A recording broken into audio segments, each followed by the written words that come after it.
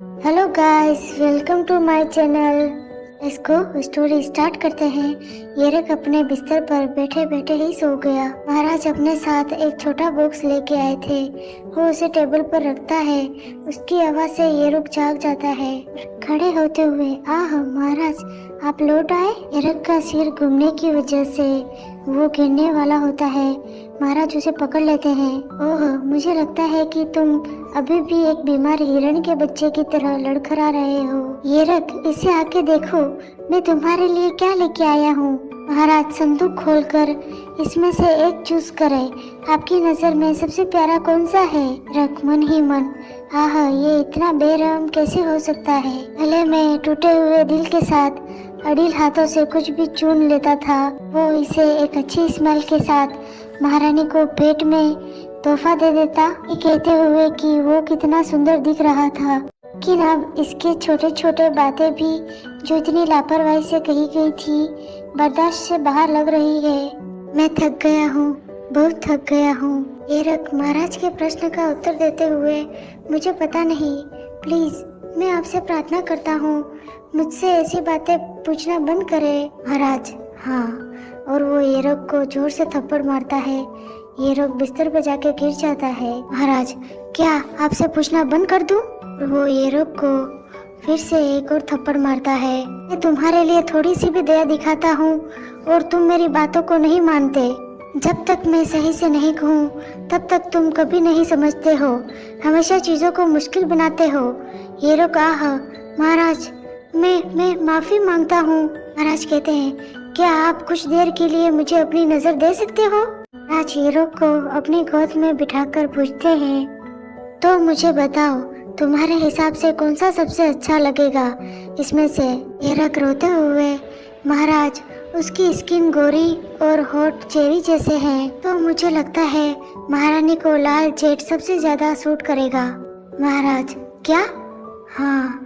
वो येरक के चेहरे को प्यार से छूते हुए, नहीं येरक, मैं पूछ रहा था कि आपके लिए सबसे अच्छा क्या रहेगा। महारानी के लिए नहीं, तुम हमेशा अपनी दिखावट का ख्याल रखते हो, अपने बालों का, अपने कपड़ों का, तो मैंने सोचा तुम्हें सबसे अच्छे से पता होगा कि तुम पर क्या अच्छा लगेगा। येरक, आपका मतलब है कि मुझे इन सब को पहनना है। महाराज, हाँ, परेशान मत हो, मेरा मतलब अभी नहीं है। राज मजाक करते हुए, मरने के बाद तुम्हें इन्हें पहनाएंगे। येरक डरने लगा, जब आपकी सांस रुक जाएगी और आपका शरीर तब वैसा न दिखे जैसा अभी दिखता है, कि होठों का रंग उड़ जाएगा, आपके गाल नरम नहीं रहेंगे। इसके लिए हमें आपके चेहरे पर रंग लगाना होगा और आपको गहनों से तैयार करना होगा ताकि आप देखने में अच्छे लगे। इसे अच्छे से देखो, अपनी पसंद का एक ले अपने हाथों से।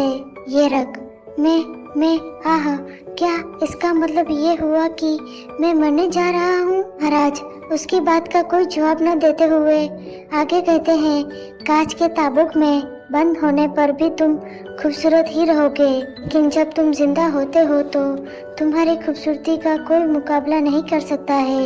मैं देखकर ही मैं पागल सा हो जाता हूँ। मैंने सोचा था मौत के बाद भी अगर तुम मुझे मिल जाओ तो मुझे खुशी होगी, लेकिन अब मुझे महसूस होता है कि मैं सचमुच नहीं चाहता कि तुम्हारी मौत हो जाए। मैं नहीं चाहता कि तुम मर जाओ। महाराज येरक से कहते हैं, येरक, मेरी तरफ देखो। वो अपनी अंगुली लाल रंग पर रगड़कर येरक के होठ पर लगा देते हैं और महाराज फिर उसके बालों में हेयर पिन लगाते हैं। हो गया, क्या आप देखना चाहेंगे? वो येरक को शीशे में दिखाता है।